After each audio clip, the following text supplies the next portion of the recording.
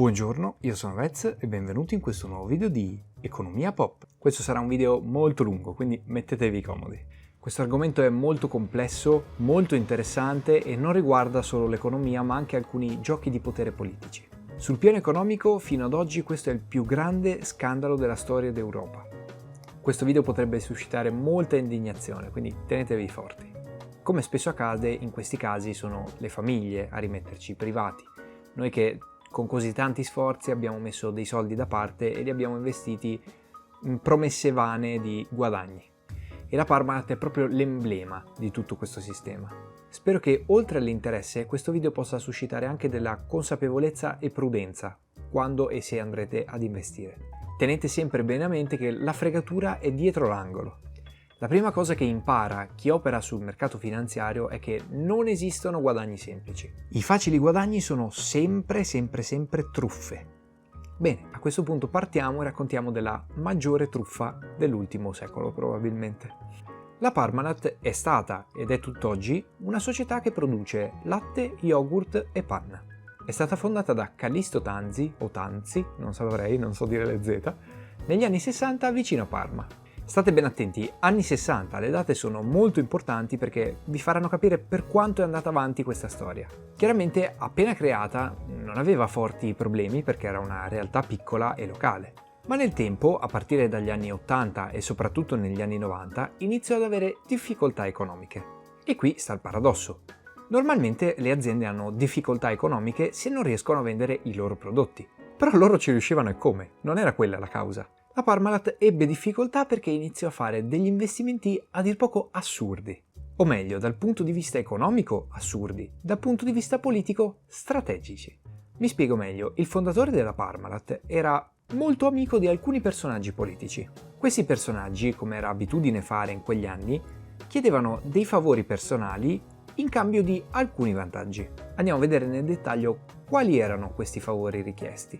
Premetto che su questa vicenda ci sono già delle sentenze definitive, quindi dei giudici hanno già deliberato a riguardo. Questo è il motivo per cui io posso fare nomi e cognomi, però di alcune cose ometterò per rispetto della privacy, sostanzialmente perché non voglio che mi querelino. Un vecchio esponente della Democrazia Cristiana, partito che oggi non esiste più, chiese a Tanzi, lo chiameremo così da adesso con questa Z, chiese a Tanzi di salvare una società automobilistica che stava fallendo. E questo fu in assoluto il primo di questi favori concessi, ma ne seguirono molti altri. Vi faccio un altro esempio. Tanzi accettò di aprire uno stabilimento a 600 km da Parma, nella città natale di questo determinato politico, e lì dentro vennero rinvenuti rifiuti tossici. La lista sarebbe molto lunga, ma vi basti sapere che Tanzi acquistò 80 società sull'orlo del fallimento. Capite bene che acquistare una società sull'orlo del fallimento è già di per sé un rischio molto forte. Acquistare 80 è follia. O follia o c'è qualcosa sotto. Uno di questi acquisti a dir poco scellerati fu acquistare la Margherita Yogurt, società vicina al fallimento. Dunque il motivo di tanti debiti è evidente, come sono evidenti anche i giochi politici che c'erano dietro. Ma state a sentire che cosa si inventò. Generalmente quando un'azienda si indebita in questo modo, o riesce a trovare la fiducia di qualcuno, che può essere la banca, investitori, clienti, qualsiasi persona gli voglia prestare dei soldi, oppure fallisce. Il punto è proprio questo, solo un pazzo avrebbe prestato i soldi alla Parmalat, sapendo che ci sono 4 miliardi di euro di buco nelle sue casse. Per farvi capire la gravità, 4 miliardi di euro è il 3% del PIL della Grecia, numeri esorbitanti. Nessuno di fronte a queste cifre avrebbe investito soldi in questa società da incubo. Ed è qui che viene il momento in cui a tutti deve venire la pelle d'oca. Grazie a un gioco collusivo di avvocati, banchieri e manager, questi debiti furono occultati per 10 anni. Nessuno venne a sapere di questi debiti per 10 lunghi anni. Per mascherare i problemi finanziari si usarono diversi espedienti. Per semplicità cercherò di spiegarvene uno, il principale. Vennero create da alcuni avvocati e persone vicine a Tanzi delle società estere che avrebbero dovuto comprare il latte Parmalat. Quindi continuamente Parmalat emetteva delle fatture, che sono dei documenti che attestano che c'è stata una vendita, verso queste società fantasma. Nella pratica simulavano una vendita. È come se queste società avessero detto di aver comprato il latte Parmalat, ma non l'avessero mai comprato. Ed è proprio in questo modo che l'andamento della società sembrava migliore, perché le vendite erano ottime. Peccato che quelle vendite non esistessero. Ma il problema non è solo di documentazione, non sono le fatture il problema. Il problema è che prima o poi sarebbero dovuti entrare dei soldi nelle casse di Parmalat. Ed è qui per me l'aspetto più clamoroso di tutta la vicenda. Tanzi decise bene di aprire dei conti bancari alle isole Cayman, che sono un noto paradiso fiscale, nei quali confluire tutti quanti i soldi derivanti da queste fatture. Secondo i documenti ufficiali, in questi conti bancari ci dovevano essere 3,9 miliardi di euro. Sapete effettivamente quanto c'era dentro questi conti correnti? Zero.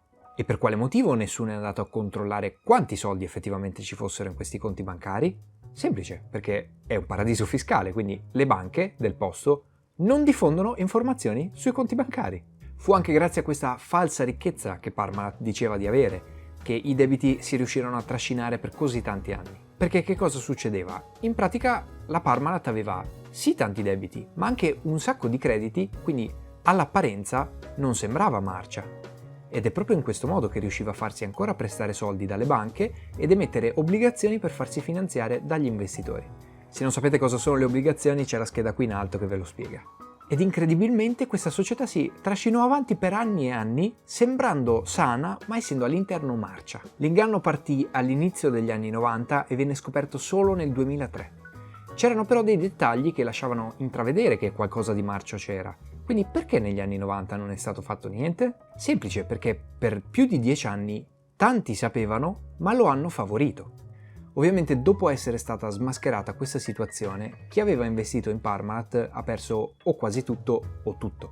È stato realmente un dramma, ci hanno perso tutti in questa storia. Ritengo sia necessario, prima della conclusione, di dire un paio di cose.